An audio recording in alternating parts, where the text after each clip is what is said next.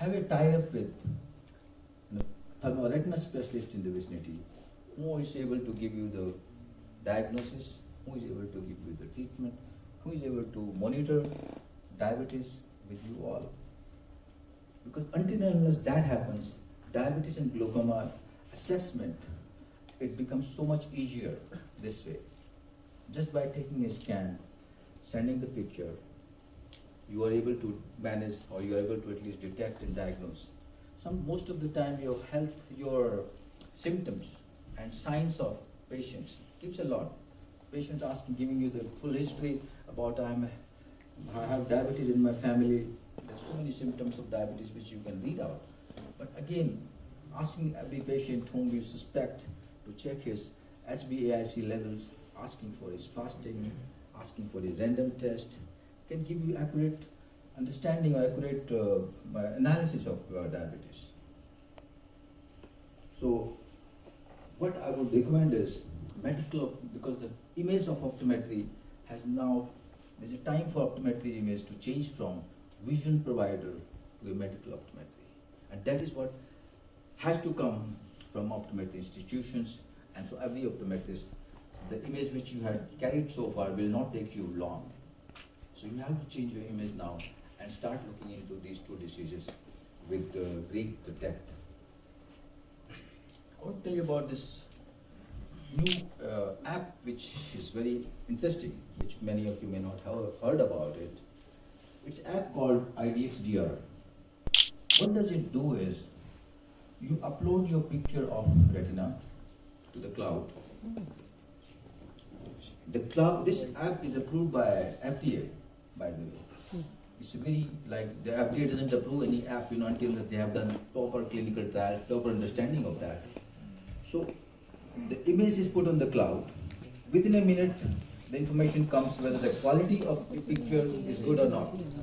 If they say the quality is good, within short while, the diagnosis from the cloud comes to you, telling whether the patient is diabetic or not, whether the patient has diabetic retinopathy or not. It also tells you whether this patient needs to see an ophthalmologist or not. So it's such a big, important tool about managing or diagnosing without even just downloading the app. Within your clinic, you can diagnose diabetic retinopathy and you can diagnose glaucoma without any issue. So I've just explained and which I told you about, that even the ophthalmologist referral, it says whether to send it to ophthalmology or not. It gives you yes and no about it. I wrote to this company and I wanted to know what are their plans. So they said as of now they are focused on US and UK for this launch, and till 2009 they are very occupied, but by 2020 they plan to launch this product in India as well. Well, another area which we were just discussing outside about low vision, another area which every optometrist should think of. Whenever we talk about low vision, everyone say that it is not a paying job. I agree. But the technology has advanced to such a level. The technology has changed. I'll talk to you about two products which are very fascinating, which everyone should know. One product is called Orcam 2. This is a product which is the size of a pen drive. It has a camera, it has a microphone. Any patient who has low vision or very poor vision, you can attach that pen drive or you can attach that instrument to the temple of your spectacle. This instrument recognizes people, tells the person who is in front of you, it reads their faces, it recognizes the currency, it reads the text in front of you, and it tells you the time. So a person who looks at this instrument and it works without internet. So it's so interesting, that a person who has been blind for the rest of his life can start looking at all these avenues without any technology like internet or net connectivity. This is the second product which is very fascinating, which I'm sure that every student should look into this. This is an app which is developed by Microsoft. It's called Seeing AI. And what it does each and everything of what I've discussed earlier. It uses your mobile phone. A person with a totally visually handicapped uses this instrument to recognize a person. It even tells you what this person is thinking. It reads the face of the person that this is what he is thinking in his mind. It tells you the color the person is wearing. It tells you the currency. When I started using about a month back this product, I looked at the brochure of this and I realized that this was only reading Indian currency. I wrote to Microsoft, and within 3 days I noticed that this app now reads the new Indian currency as well. So it's so fascinating. It reads the text, it reads the document. Suppose you don't want to read something, you have lost your glasses somewhere, download this app and just point that, look at the menu, or you want to read anything, look at the newspaper you want to read, just it reads it out. Absolutely free of cost. You don't need to invest anything, you just need a mobile phone. Even it reads the picture from WhatsApp. A person with low vision received an invitation. It tells you what the picture is about. It reads the picture from the Twitter. Besides, and every command is a verbal command. With a voiceover, you can do all that. If you are a student and you are tired and you don't want to study, your eyes are feeling tired, just look at scan the chapter you want to read, and the app reads it out for you. Try and do it today. I mean, it's so simple. And since it is free of cost, everyone should look into this. This is what I told you about my communication to Microsoft. Next area, what you need to look at is dry eyes. Many optometrists who work with us, they find it very challenging even to invert the lid. I would request that every optometrist today in every institution should practice this art of inverting the lid. And why I'm saying is because 50% of the patients coming to our clinic, they are complaining of dry eyes because of pollution, because of excessive use of computers, mobile phones. So dry eyes, another area where you need to look at. The two instruments which are very popular in dry eye clinics is, one is called Lip View, which takes the image of meibomian glands, tells where the blockage is, and the other instrument is called Lip Flow, which treats or which gives you a kind of hot treatment and massage. So every procedure is not invasive, so you can do it, and this is the area which is an emerging area for optometrists to explore.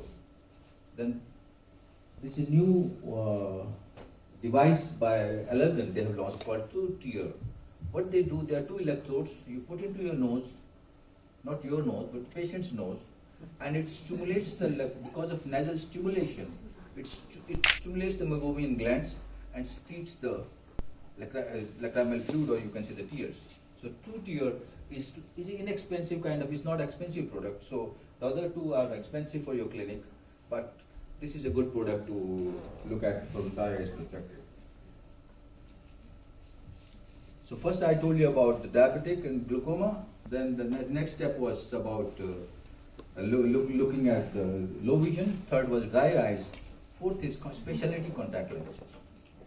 When we are practicing contact lenses, because of the online competition, what you must do if you are in contact lens practice, that you change products every time whenever there is a new launch of the product based on how much this is going to help the patient.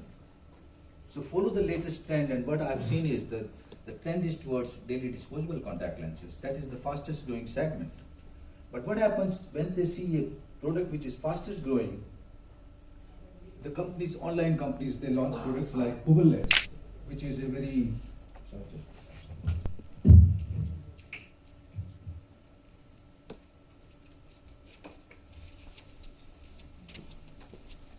So,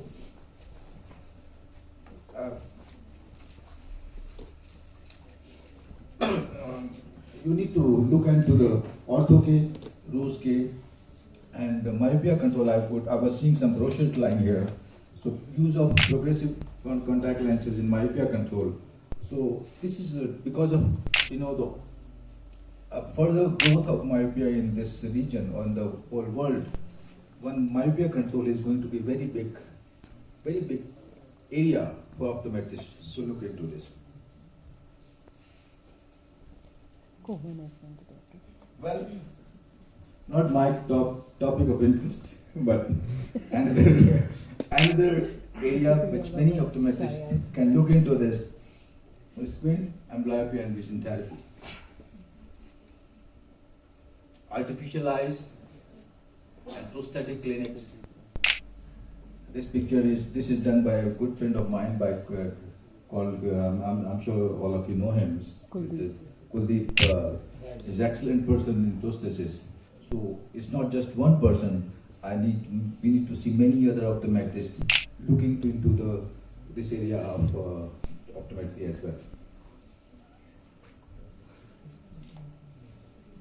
This is, I don't want you to invest into this, but I want you to understand what OCT and a new app called Retina AI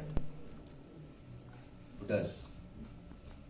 When you do the OCT, you get this picture like this. And again, this app is also free, by the way. Retina AI is available on your app phone. You download the picture, it will diagnose whether the patient has macular degeneration or not. It quantifies the liquid and tells you whether this macular degeneration will be dry or wet. So it's such an interesting app which you need to look at.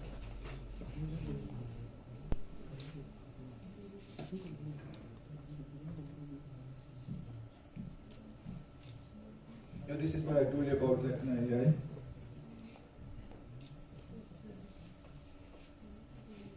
Another emerging area is sports vision. I'm sure you know that physiotherapists and psychologists are part of the sports team.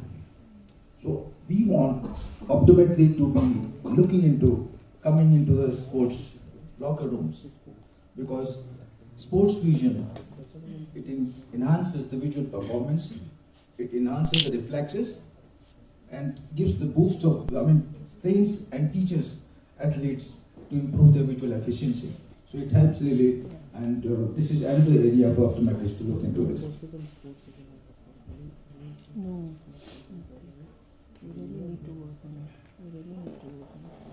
Optometry education is also changing, and which we need to see that when we were students, optometry education was teacher and students. We changed to iPad and mobile and laptops. I think today's generation is number 2. But what is going to happen is this, that AI will take a lead in education as well. How it will take a lead in education is,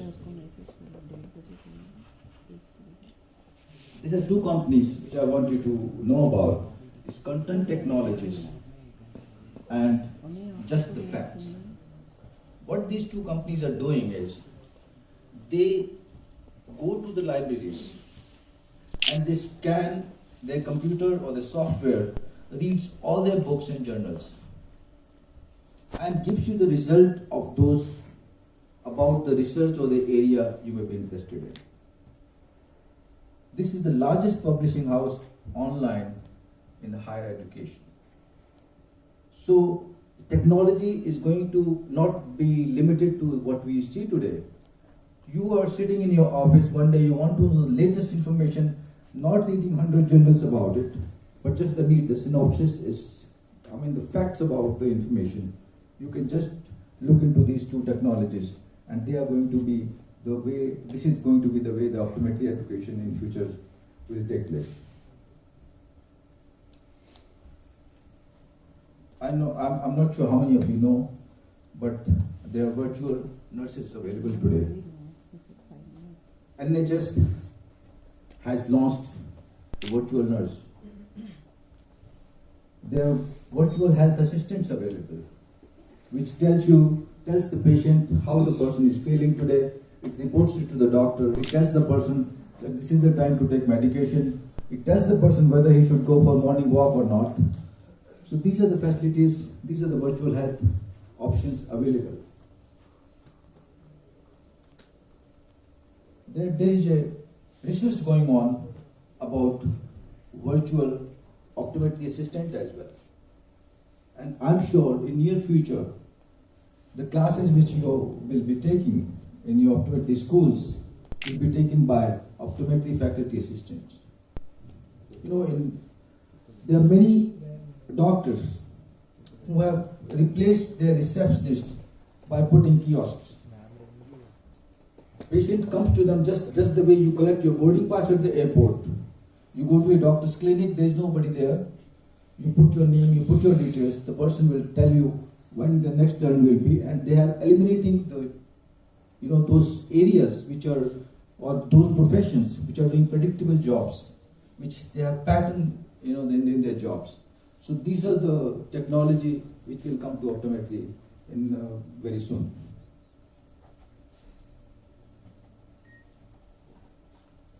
So I told you about this. Another area which one need to look at is, or I've seen the new clinics coming up in US. It's called view clinics. View clinics are basically focusing on patients having computer vision syndrome, patients who are having problem with the use of mobile phones.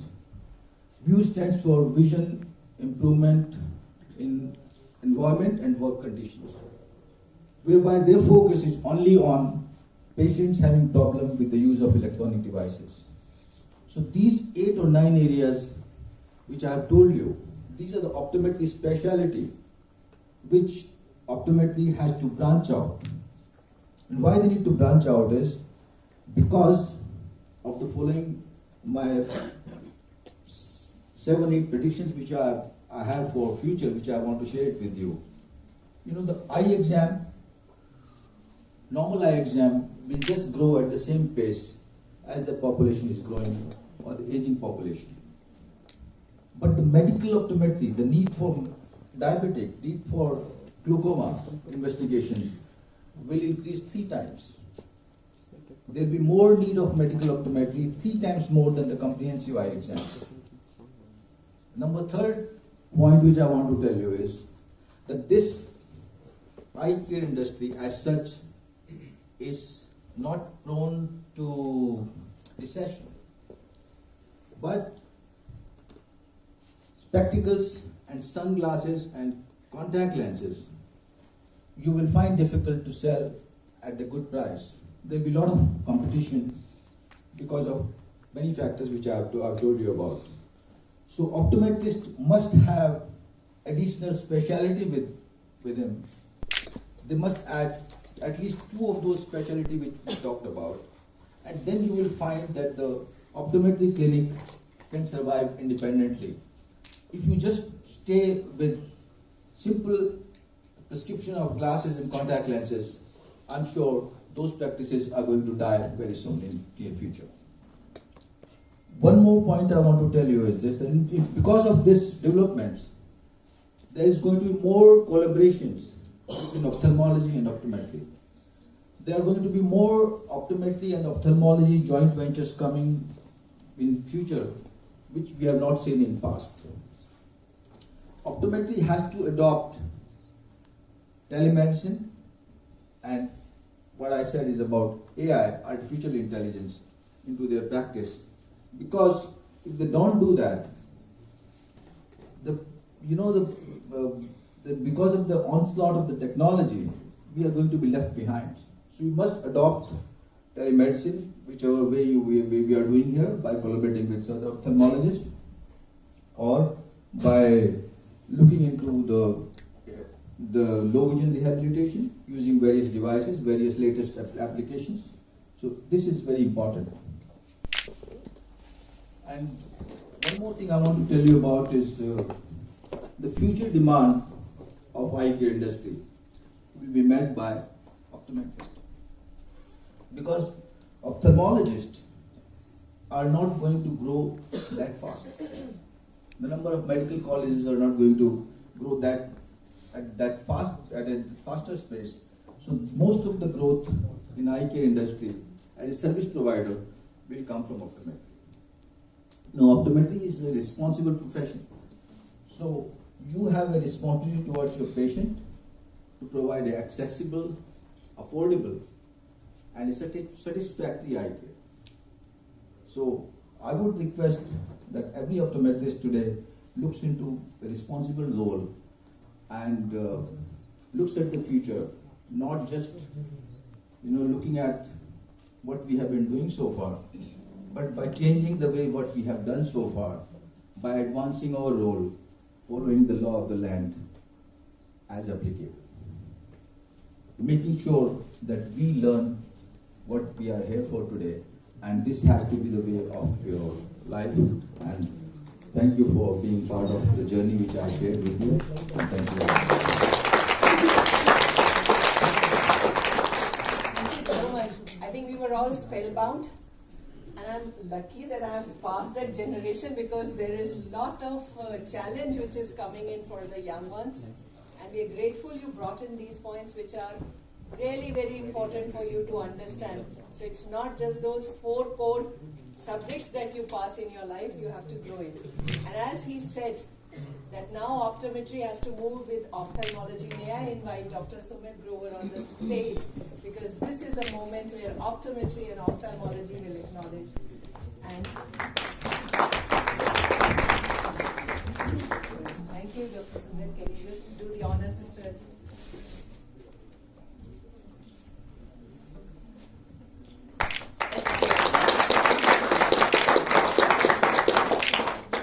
Thank you. Great. And I think we recorded this.